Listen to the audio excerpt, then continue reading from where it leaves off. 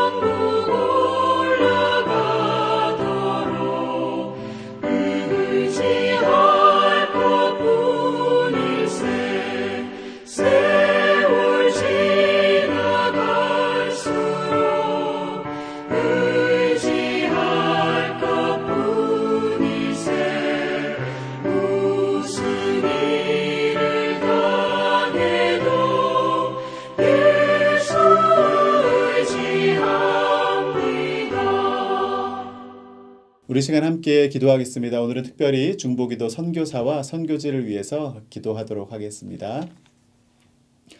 하나님 감사합니다. 오늘도 저희들에게 기도의 자리를 주시고 또 주님의 말씀을 청정할 수 있는 믿음을 허락하시니 감사합니다.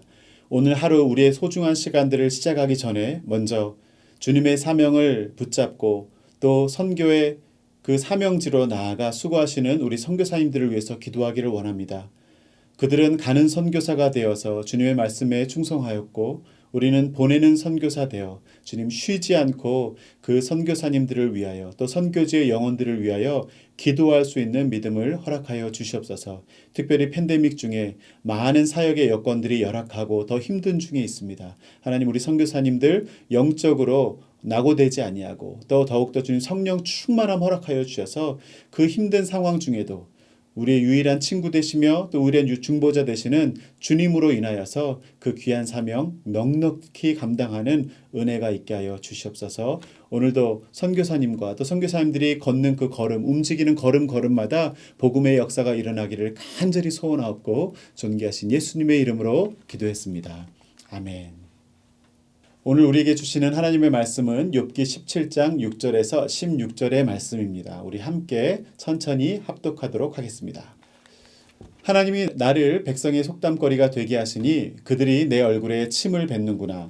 내 눈은 근심 때문에 어두워지고 나의 온 지체는 그림자 같구나. 정직한 자는 이로 말미암아 놀라고 죄 없는 자는 경건하지 못한 자 때문에 분을 내나니 그러므로 악인은 그 길을 꾸준히 가고 손이 깨끗한 자는 점점 힘을 얻느니라. 너희는 모두 다시 올지니라. 내가 너희 중에서 지혜자를 찾을 수 없느니라.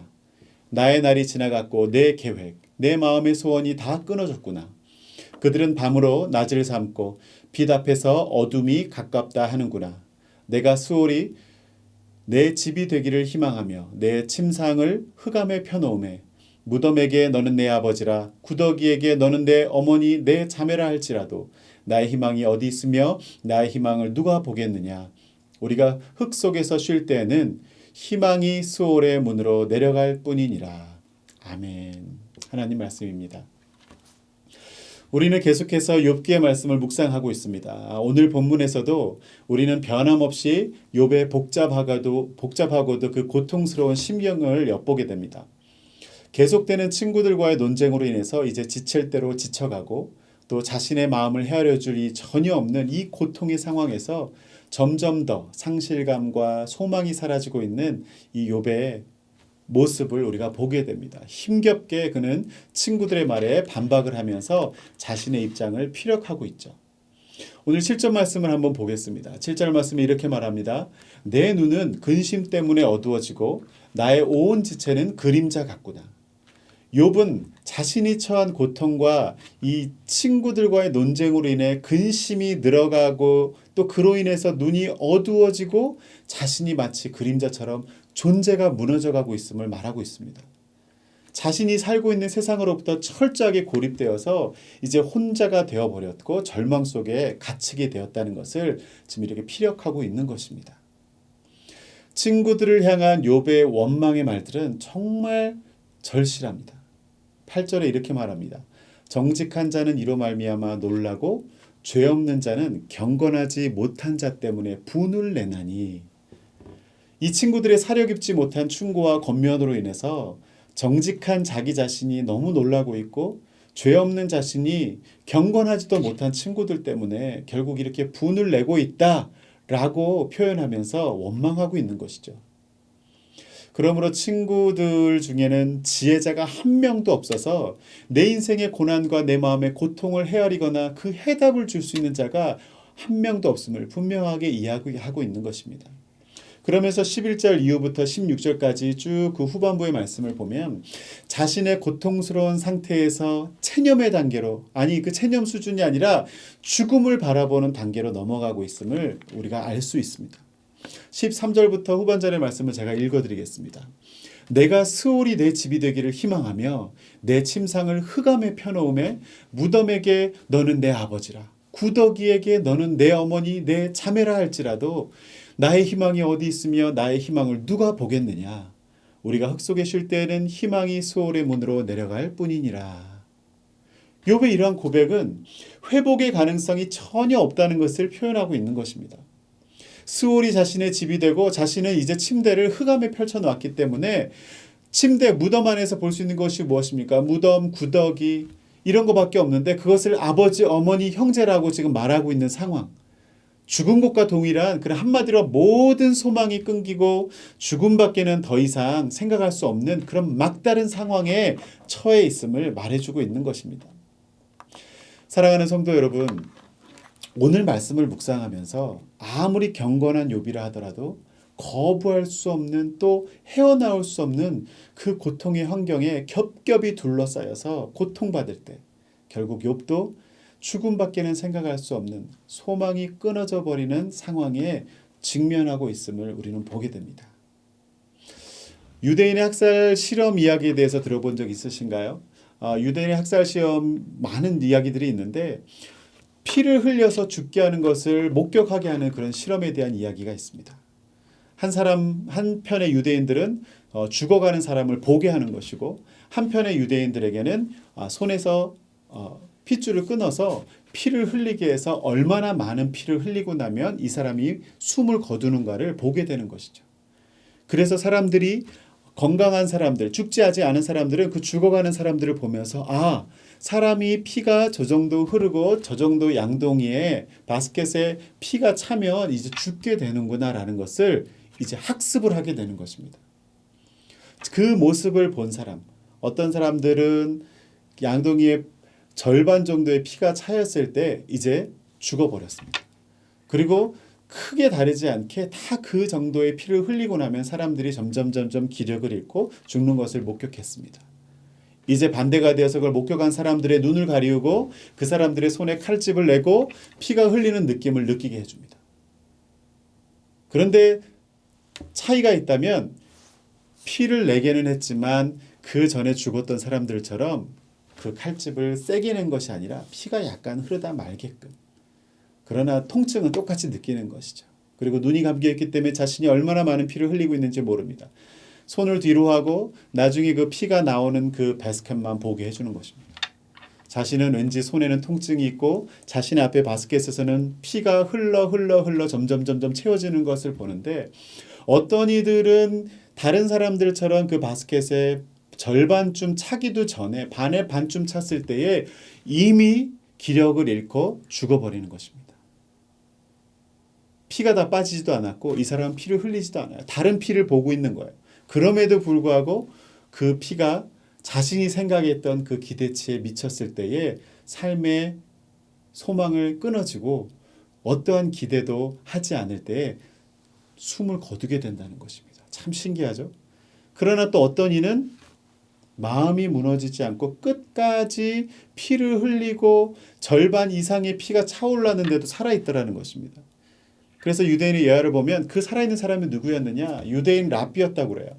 이 유대인 랍비가 이 피를 흘리는 순간에도 하나님께 기도하고 있었던 거예요. 하나님, 저는 죽을 수 없습니다. 아직 하나님께서 저에게 맡겨진 사명이 있기 때문에 이 사명을 감당하기 전에는 죽을 수 없습니다라는 기도를 하면서 버티니까 피가 바스켓의 절반이 아니라 다 가득 차 넘칠 때까지도 죽지 않고 살아있더라는 것이죠. 물론 둘 다 피를 흘려 죽지 않았습니다.